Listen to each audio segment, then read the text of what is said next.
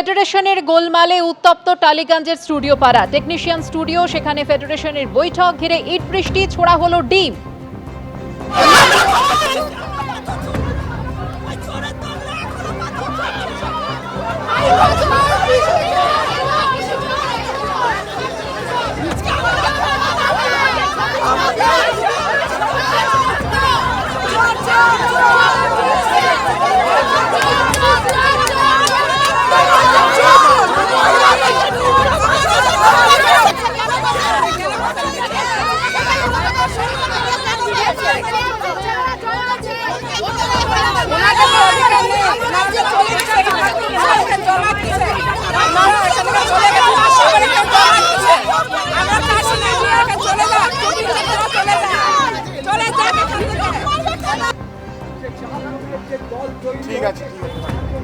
কি নিয়ে গন্ডগোল জানবো, কথা বলে নেব আমাদের প্রতিনিধি মনামি রায়ের সঙ্গে। মনামি, গতকালই আমরা দেখেছিলাম টালিগঞ্জে বৈঠক হয়েছিল, ফেডারেশন ভেঙে দিয়েছিলেন টালিগঞ্জের বিজেপি বিধায়ক পাপিয়া অধিকারী। আজ কি নিয়ে গোলমাল?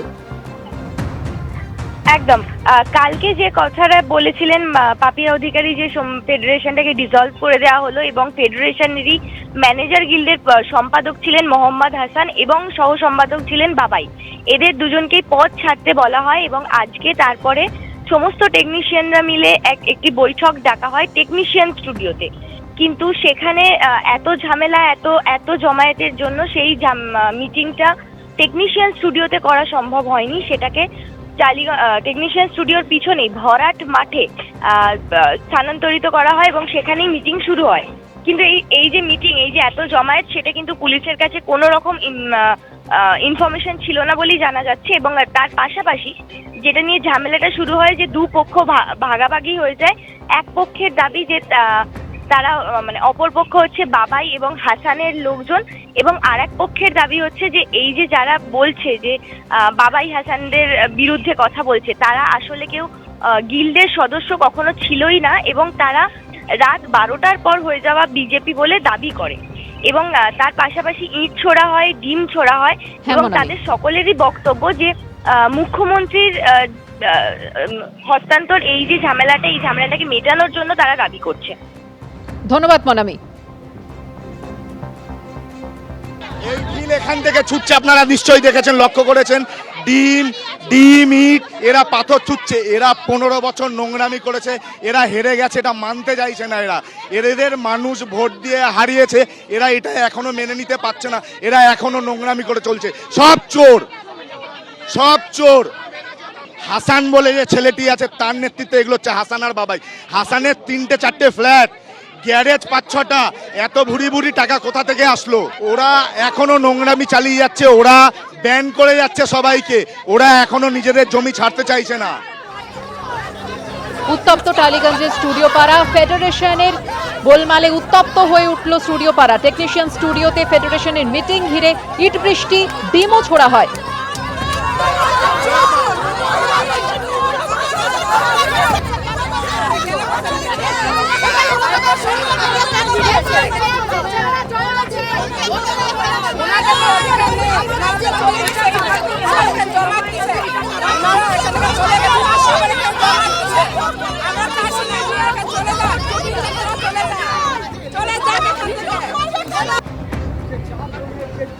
ঠিক আছে।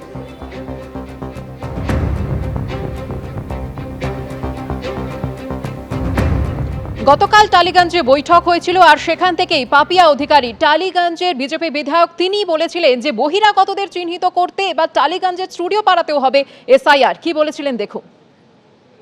কাজ দেননি, অত্যন্ত অপমান করেছেন যারা, তারা প্লিজ ডিকিউব মানে ডিলিট করা, চিহ্নিতকরণ করা। সীমান্ত পেরিয়ে রাজ্যে অনুপ্রবেশ রুখতে ডিটেক্ট ডিলিট ডিপোর্ট নীতি নিয়েছে বিজেপির সরকার। এবার টালিগঞ্জের স্টুডিও পাড়াতেও হতে চলেছে সেই ডিটেক্ট ডিলিট ডিপোর্ট। বুধবার টেকনিশিয়ান স্টুডিওতে কলাকুশলীদের সঙ্গে বৈঠকে ডিকিউব মডেলের ঘোষণা করলেন বিজেপি বিধায়ক পাপিয়া অধিকারী। 15 বছরের মধ্যে 5 দিন কাজ করেছে, এরকম মানুষও আছে।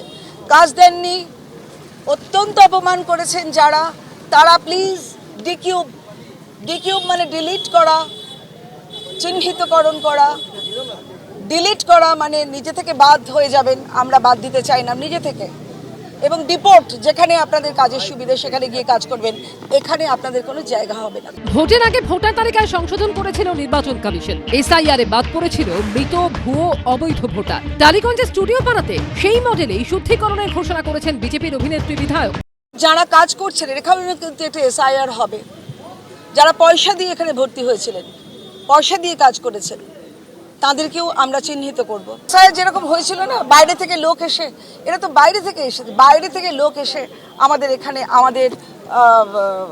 আমাদের উপার্জন নষ্ট করেছে। তৃণমূল আমলে টালিগঞ্জের স্টুডিও পাড়ার অন্দরমহল থেকে বারবার উঠে এসেছে মারাত্মক সব অভিযোগ। ব্যান রাজনীতি, শিল্পী ও শিল্পের ওপর শাসকের শাসন থেকে বিশ্বাস ব্রাদার্সের একাধিপত্য। প্রাক্তন মন্ত্রী অরূপ বিশ্বাসের ভাই এবং ফেডারেশন অফ সিনে technicians and workers of eastern ইন্ডিয়ার সভাপতি স্বরূপ বিশ্বাসের ভূমিকা নিয়ে উঠেছে বহু প্রশ্ন। পরিবর্তনের পর টালিগঞ্জে ফেডারেশন আউট, কনফেডারেশন ইনের ঘোষণা করেন টালিগঞ্জের বিজেপি বিধায়ক। আমরা centrally registered EIMPCC, eastern motion picture cultural confederation, তার আন্ডারে সমস্তটা থাকবে, একটা ছাতার তলায় সবাই থাকবে।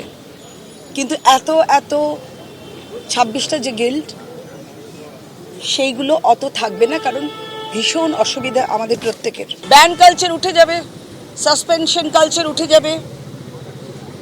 যে প্রডিউসারের যা লাগবে, আমাদের এই 3-4টি যেটা ক্যাটাগরি হলো, তারাই ঠিক করবেন যে কোন প্রোডাকশনে কি লাগবে, তারাই নিজেরা ঠিক করবেন। ফেডারেশন অফ সিনে technicians and workers of eastern ইন্ডিয়ার সভাপতি স্বরূপ বিশ্বাসের সঙ্গে যোগাযোগ করা হলে তিনি প্রতিক্রিয়া দিতে চাননি। পার্থপ্রতিম ঘোষের রিপোর্ট, এবিপি আনন্দ, কলকাতা।